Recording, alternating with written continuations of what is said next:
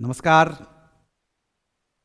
हम मौर्य साम्राज्य, जो प्राचीन भारतीय इतिहास का सबसे महान राजवंश, सबसे पहला ऐतिहासिक राजवंश और सबसे विशाल राजवंश है, उसी टॉपिक पर चर्चा कर रहे हैं। और शासकों के क्रम में दूसरा नाम बिंदुसार आज हमारे चर्चा का विषय है। मित्रों, बिंदुसार महान सम्राट चंद्रगुप्त मौर्य का पुत्र और सम्राट अशोक का पिता था। प्राचीन भारतीय इतिहास में एक बड़ा नाम रखता है बिंदुसार। बिंदुसार का शासनकाल आमतौर पर 297 ईसा पूर्व से लेकर 272 ईसा पूर्व के बीच माना जाता है। ऐसा माना जाता है कि चंद्रगुप्त मौर्य अपने जीवन के अंतिम समय में सत्ता का परित्याग अपने पुत्र बिंदुसार के नाम कर दिया और स्वयं वे जैन आचार्य भद्रबाहु के साथ साम्राज्य का त्याग कर दक्षिण भारत चले गए। मित्रों, बिंदुसार के लिए भारतीय इतिहास में कई नाम आया है। जैसे संस्कृत भाषा में उन्हें अमित्रघात कहा गया है, जबकि यूनानी स्रोत में उनके लिए अमित्रोकेटस, अलिक्ट्रोकेटस जैसे नामों का प्रयोग किया गया है। बिंदुसार को अपने पिता चंद्रगुप्त मौर्य से विरासत में एक विशाल साम्राज्य और संगठित शासन प्रशासन मिली थी।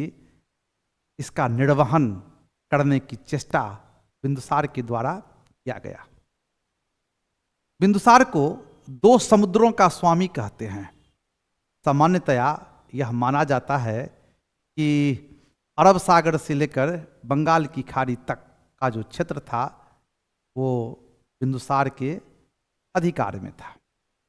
बिंदुसार के काल में किसी नए क्षेत्रों के विजय की जानकारी नहीं मिलती है, लेकिन कोई क्षेत्र को खो दिया हो इसका भी कोई स्पष्ट प्रमाण नहीं मिलता है। हालांकि कुछ विद्वानों का ये मानना है कि कलिंग का क्षेत्र बिंदुसार ने खो दिया, जिसे कालांतर में अशोक ने फिर से प्राप्त किया। ये चर्चा का विषय है। मित्रों, बिंदुसार के विषय में कहते हैं इनका अंतरराष्ट्रीय संबंध बड़ा मजबूत था। मेसिडोनिया के शासक के द्वारा डायमेकस नामक राजदूत बिंदुसार के दरबार में भेजा गया और बिंदुसार ने स्वयं सीरिया के शासक के साथ घनिष्ठ राजनयिक और कूटनीतिक संबंध स्थापित किए। कूटनीतिक संबंध का महत्व प्राचीन काल से लेकर अब तक विश्व में रहा है। कहते हैं कि बिंदुसार ने सीरिया के शासक से आग्रह किया कि उनके लिए कुछ सूखे फल, खास के अंजीर, मदिरा एवं कुछ सोफिस्ट अर्थात दार्शनिक भारत भेजा जाए। सीरिया के शासक के द्वारा शराब और सूखे अंजीर तो भेज दिए गए, लेकिन दार्शनिक भेजने से उन्होंने इनकार कर दिया, क्योंकि सोफिस्ट को, विद्वानों को, दार्शनिकों को अपने देश से बाहर भेजना उस देश के कानून के खिलाफ था।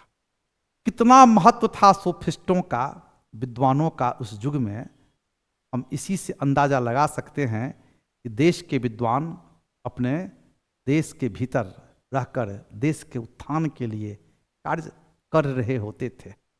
आजकल हम लोग देखते हैं कि बड़े पैमाने पर हमारे देश के डॉक्टर, इंजीनियर, प्रोफेसर, आर्किटेक्ट और बड़े बड़े बौद्धिक वर्ग, विद्वान वर्ग भारत से बाहर अमेरिका में, इंग्लैंड में, फ्रांस में, जर्मनी में कार्य कर रहे हैं।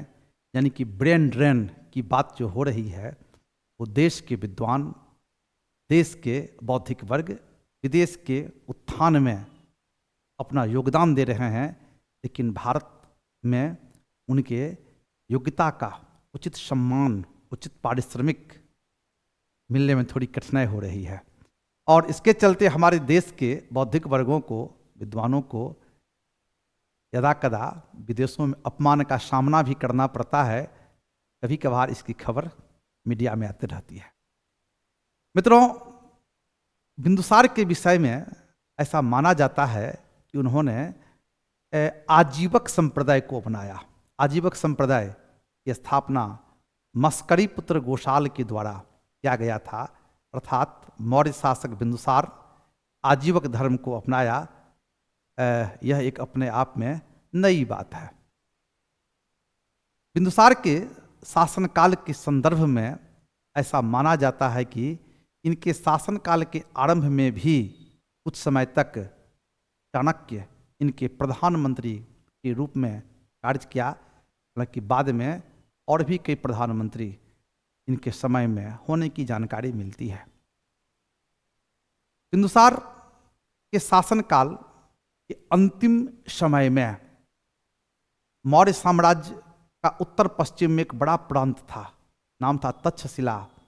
वहाँ के अमात्यों यानी कि अधिकारी वर्गों के अत्याचारों के खिलाफ जनता ने बगावत कर दिया, विद्रोह कर दिया।